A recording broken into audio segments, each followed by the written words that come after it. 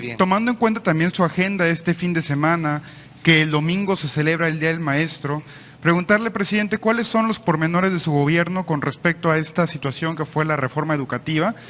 ¿Cómo recibió usted el tema de los maestros? Si nos pudiese adelantar un poco, ¿cuáles serían estos anuncios que usted daría el domingo hacia las y los maestros de México?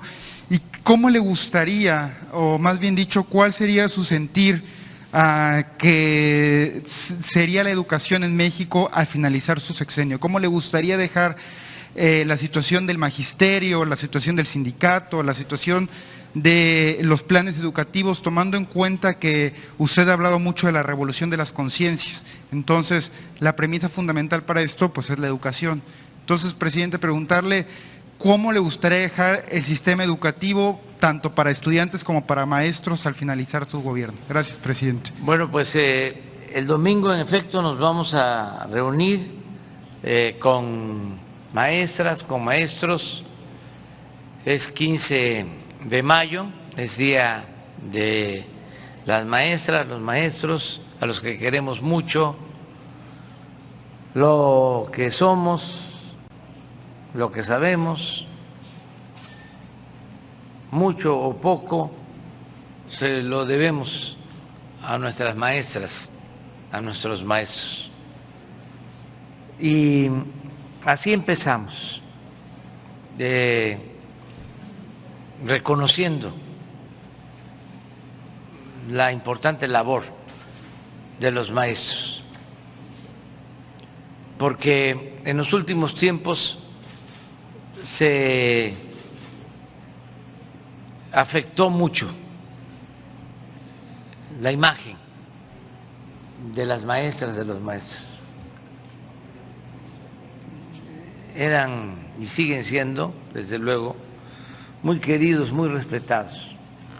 Y hubo toda una campaña majadera en contra de las maestras, de los maestros, porque se tenía como propósito, ese era el fondo, la privatización de la educación. Entonces había que descalificar la educación pública y echarle la culpa del atraso educativo a las maestras, a los maestros. Se actuó de manera muy ruin. Entonces se buscó estigmatizar a los maestros, maestros y maestras que no cumplían, revoltosos. Y esa fue la tónica durante el periodo neoliberal, con el propósito de privatizar la educación. Yo siempre he dicho que no estoy en contra de la educación privada. El que tiene para pagar una escuela privada está en su derecho.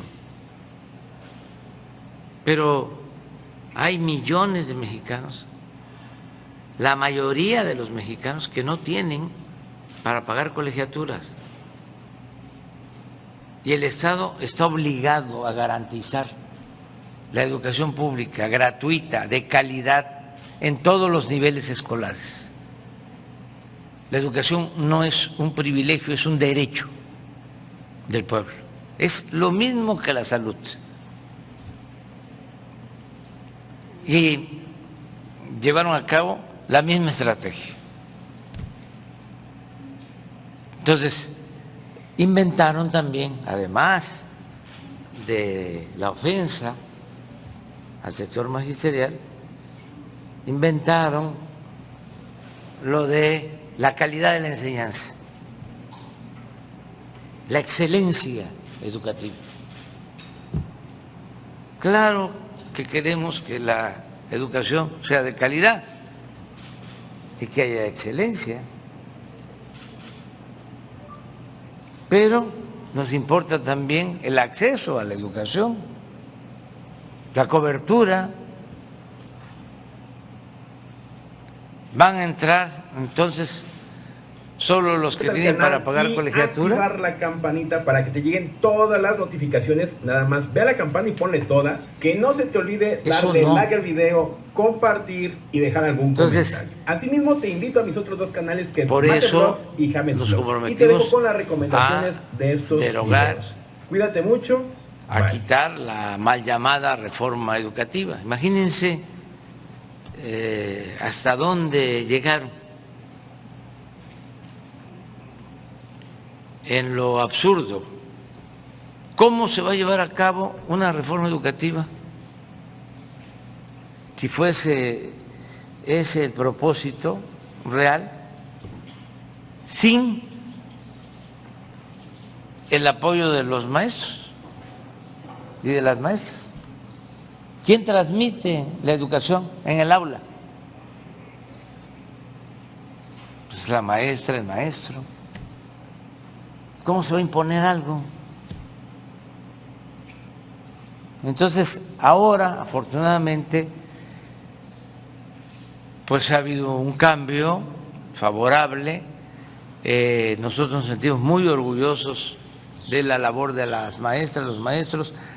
Si no ha sido por la pandemia, no hubiésemos tenido ningún paro, porque antes de la pandemia no estaba cerrada ninguna escuela, todos los maestros trabajando, no ha habido nada de paros. Y ahora que los llamamos, porque nos importa mucho la educación presencial, pues que es fundamental, la escuela es el segundo hogar, porque no solo es donde se transmite el conocimiento, es donde los niños, las niñas socializan sus experiencias, reciben orientación de maestras, de maestros, el apoyo de sus compañeritas, de sus compañeritos. A veces se sienten más libres, más felices en la escuela que hasta en la casa. Y era mucho tiempo el encierro y estar ahí dependiendo de los aparatos electrónicos, también recibiendo mucha información tóxica. Entonces, llamamos a las maestras, a los maestros, y acudieron a las aulas, y ya hay clases presenciales en todo el país. Hubo, como en todo, resistencias. Se hablaba de que iban a incrementarse los contagios y que estaba mal lo que se proponía, pero al final, y para bien, no hemos tenido problemas de contagios en las escuelas y ya se regresó a la normalidad educativa. Entonces, eso fue muy importante, el regresar a la normalidad en lo educativo. Lo primero, si hacemos una síntesis, es la atención a maestras y maestros. Y ahora el domingo vamos a dar a conocer cómo se está haciendo un esfuerzo para que tengan un poco más de ingresos las maestras y los maestros, porque de los 21 millones de trabajadores inscritos en el Seguro Social,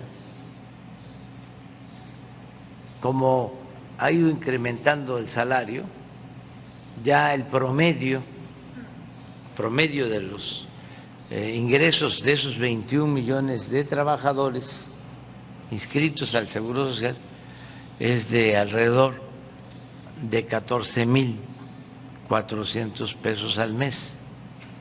Y hay maestros que ganan menos. Entonces vamos a procurar que mejoren. Y vamos también a procurar que no sea en prestaciones, sino en salario, para que al retiro su pensión sea mayor.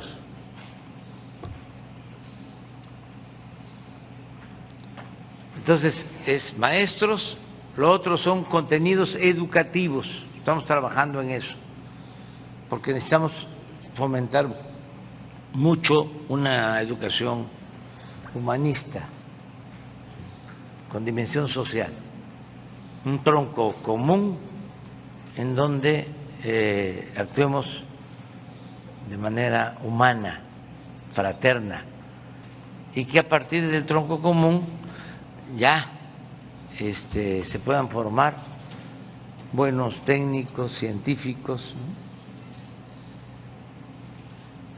Pero que nada humano no sea extraño, ajeno, que nada humano no sea ajeno. Entonces, contenidos, los libros de texto, que eso tiene que ver con la revolución de las conciencias y tiene que ver con la educación formal, pero también con la educación informal. Por ejemplo, ayer hablé de que se tenía que proteger la vida también de los presuntos delincuentes, que son seres humanos. Y me llamó mucho la atención de que intelectuales o profesionales supuestamente progresistas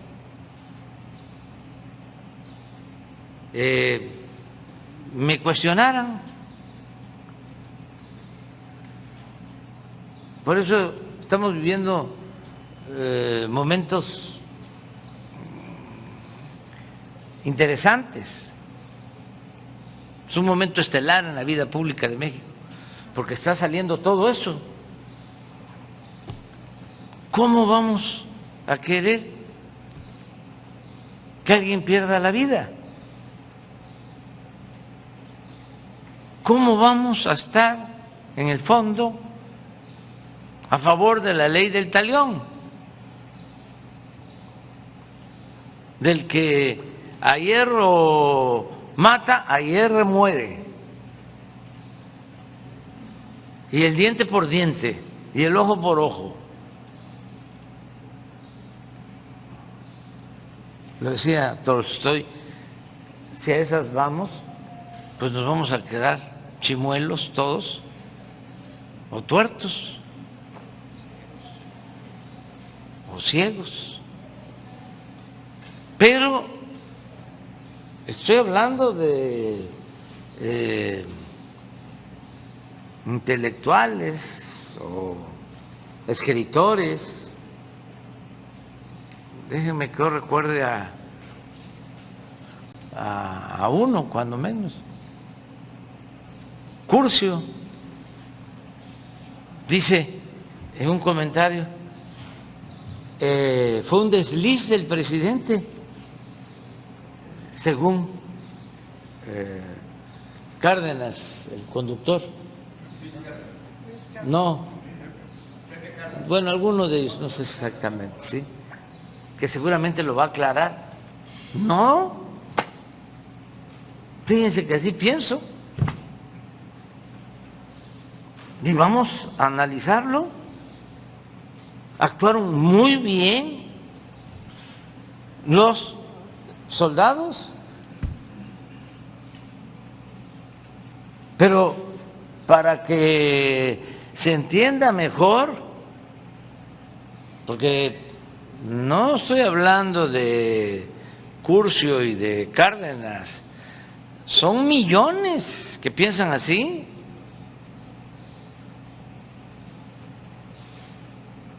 De que, como me dijo una vez un policía,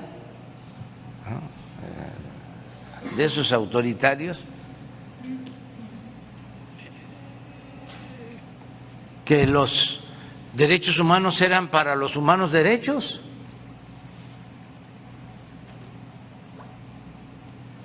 Pero hay esa mentalidad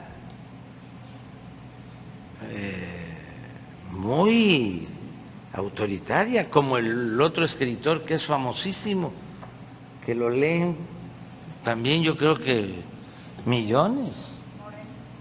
Moreno, que había que quemar en leña verde a los que simpatizan con nuestro movimiento en el Zócalo. Por eso digo que no es lo mismo educación que cultura. Son cosas distintas. La educación es lo que se aprende, las técnicas del conocimiento.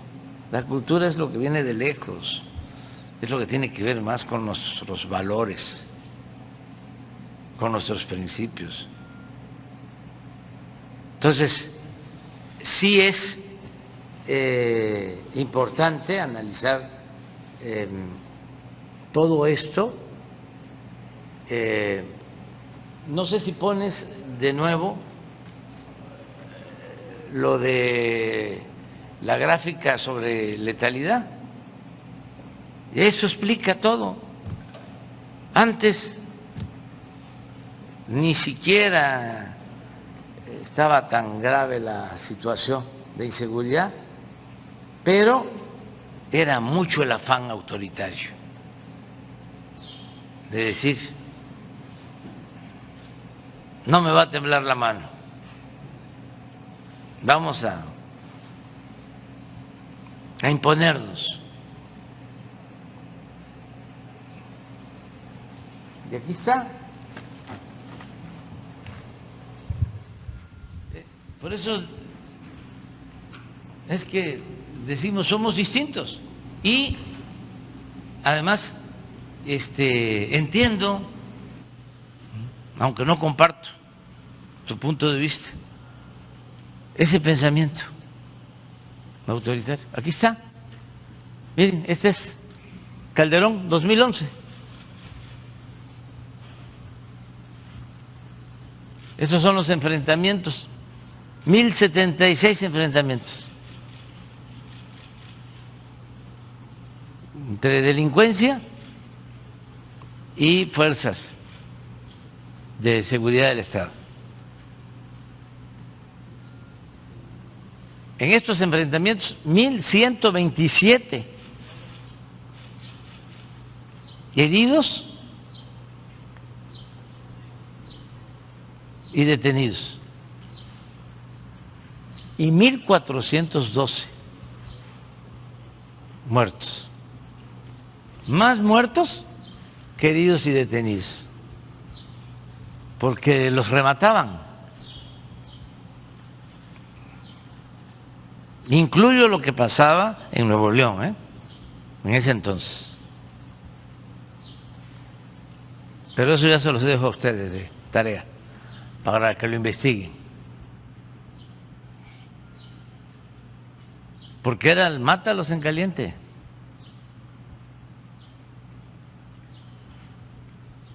¿Y dónde está el Nuevo Testamento?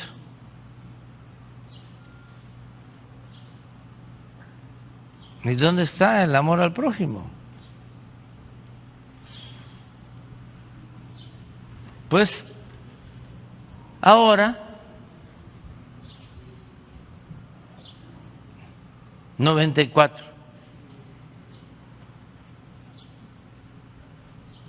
fallecidos en enfrentamientos. En estos 4 años, poco menos,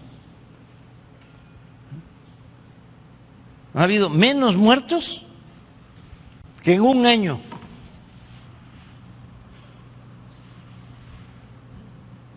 De Calderón en enfrentamientos. Esto es lo que ellos quieren, que pasemos para acá. No, no. ¿En qué cabeza cabe que la violencia se enfrenta con la violencia? El mal no se puede enfrentar con el mal. El mal hay que enfrentarlo haciendo el bien. Y la paz es fruto de la justicia. Y esa es la nueva estrategia. Atender los problemas, las causas. El que la gente viva feliz, que no haya desintegración en las familias, que en este periodo neoliberal fue un desastre.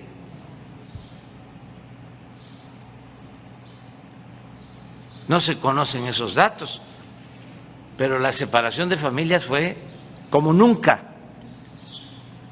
Y los hijos se quedaron a la buena de Dios. Y no había tutelaje, y era el jefe de la pandilla, el jefe de grupo, el que educaba, enseñaba. Además, al mismo tiempo, fomentando el lujo barato como estilo de vida, la troca, la ropa de marca, las alhajas, el triunfar a toda costa sin escrúpulos morales en ninguna índole, la corrupción en alta.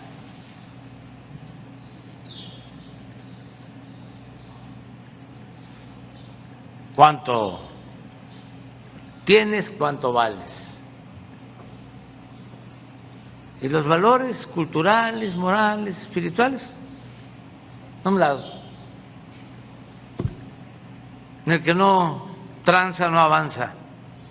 Y la moral es un árbol que da moras.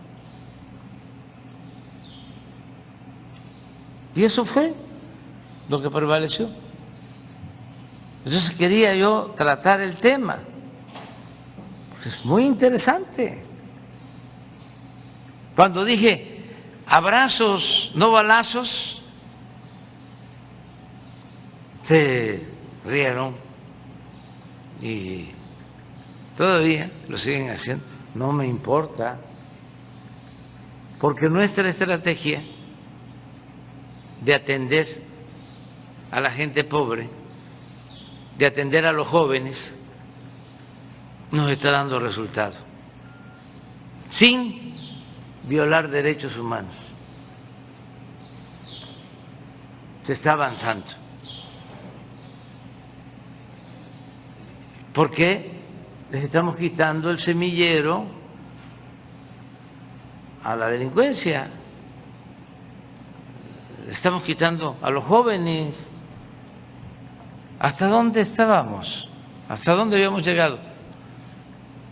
A decir, ahí están los halconcitos. ¿Pero qué hacíamos para que no hubieran halconcitos? Ahora, nada más aquí, en Nuevo León, que es un estado en donde hay muchas oportunidades de trabajo. Por eso crece tanto la población, porque vienen de otros estados a buscarse la vida, a trabajar honradamente. Pero aquí, aún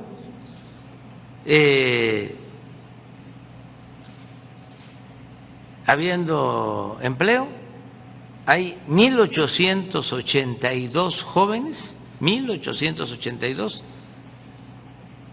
que están trabajando como aprendices. El que no tiene empleo, el que no está estudiando, se le da trabajo. y está ocupado formándose en una empresa, en un comercio, y se le paga un salario mínimo, 1,882. Y solo en el nivel superior, es decir, en el nivel universitario, hay 3,592 estudiantes que están recibiendo 2,500 pesos mensuales de becas de familias pobres. Y aquí en Nuevo León, todos los que estudian en bachiller, 140,849 alumnos, 140,000 alumnos reciben beca. Todos los que están en escuelas públicas, en el nivel de bachillerato. Pues si atendemos a los jóvenes, si aumenta el salario, si hay empleo, si hay bienestar, si fortalecemos valores, claro que vamos a ir serenando a la sociedad y avanzando. Entonces, en lo educativo es maestras y maestros. Lo segundo, la calidad o el contenido de los libros, contenido de la enseñanza. Lo tercero, que es muy importante, las becas, desde preescolar hasta nivel doctorado, para estudiantes de familias de escasos recursos. Y 4, el mantenimiento de las escuelas públicas. Se está entregando de manera directa el presupuesto para el mantenimiento a las escuelas, se le entrega a las sociedades de madres, de padres de familia. Aquí hemos entregado 1,142 apoyos a 1,142 escuelas y se entrega a las sociedades de padres, de madres, y ellos deciden qué hacer con ese dinero para atender las instalaciones educativas. Falta, pero ya vamos avanzando y eso es lo que se está haciendo. Presidente, si me permite, aprovechando la coyuntura educativa, usted siempre ha sido un crítico de la admisión de estudiantes universitarios a la máxima casa de estudios. Ahora, aprovechando también el Día del Maestro y aunado a que usted fue egresado también de la Universidad Nacional Autónoma de México, preguntarle si en alguna ocasión en lo que va de su gobierno ha sostenido un diálogo con el rector de la UNAM para platicar de este tema. Si no lo ha hecho, presidente, y si usted así lo considerase, ¿estaría abierta la puerta para invitarlo a platicar con usted a Palacio Nacional para atender el tema de que las y los jóvenes de México tengan un mayor cupo en la Universidad Nacional Autónoma de México, señor presidente? Gracias. Sí, hemos estado hablando y está abierto el diálogo con todos los rectores. Hay atención permanente con las universidades públicas y también con universidades particulares, y todo lo que sea ayudar a la educación es nuestro compromiso. Muchas gracias por haber visto este video. Recuerda que puedes suscribirte al canal y activar la campanita para que te lleguen todas las notificaciones. Nada más ve a la campana y ponle todas. Que no se te olvide darle like al video, compartir y dejar algún comentario. Asimismo te invito a mis otros dos canales, que es Mate Vlogs y James Vlogs. Y te dejo con las recomendaciones de estos videos. Cuídate mucho. Bye.